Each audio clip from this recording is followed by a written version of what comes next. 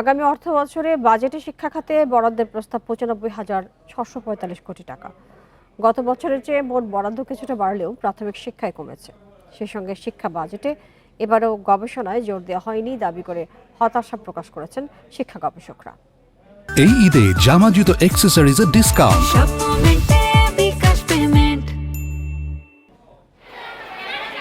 সোমবার ২০২৫-২৬ অর্থ বছরের জন্য ৭,৯০,০০০ কোটি টাকার বাজেট প্রস্তাব করেন অন্তর্বর্তী সরকার।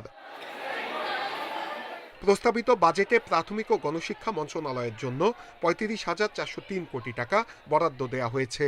গত অর্থ বছরে এ খাতে বরাদ্দ ছিল ৩৮,৮১৯ কোটি টাকা। গত বছরের চেয়ে বরাদ্দ কমেছে ৩,৪১৬ কোটি টাকা। শিক্ষা গবেষকরা বলছেন, বর্তমান সরকারের প্রাথমিক শিক্ষায় সবচেয়ে বেশি জোর দেওয়া উচিত, অথচ এই খাতে বরাদ্দ কমানো হচ্ছে, যা হতাশাজনক। যে বরাদ্দটা স্পেশালি করার কথা ছিল এবং বরাদ্দটা যাতে যথাযথভাবে কার্যকরীভাবে যাতে এটা কাজে লাগে, এই জায়গাগুলো মেকশিওর করার যে প্রসেসগুলো ছিল, এগুলো কিন্তু আমরা এখনো পর্যন্ত পারিনি। প্রস্তাবিত বাজেটে মাধ্যমিক ও উচ্চশিক্ষা বিভাগে বরাদ্দ বাড়িয়ে ৪৭,৫৬৪ কোটি টাকা করা হয়েছে, যা গত বছরের চেয়ে ৩,৪৫৬ কোটি টাকা বেশি।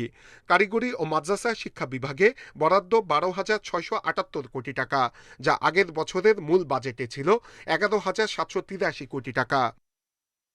শিক্ষাবিদরা বলছেন, শিক্ষার মান উন্নয়নে সুনির্দিষ্ট পরিকল্পনা নেয়নি সরকার, অথচ সুযোগ ছিল গবেষণায় বরাদ্দ বাড়িয়ে নজির স্থাপন করা।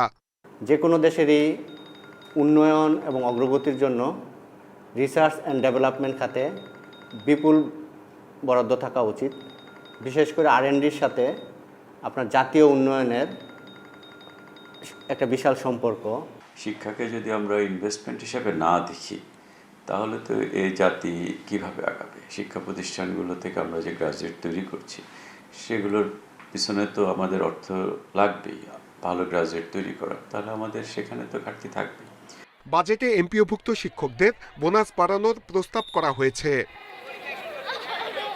নূরে আলম, ইন্ডিপেন্ডেন্ট নিউজ, ঢাকা।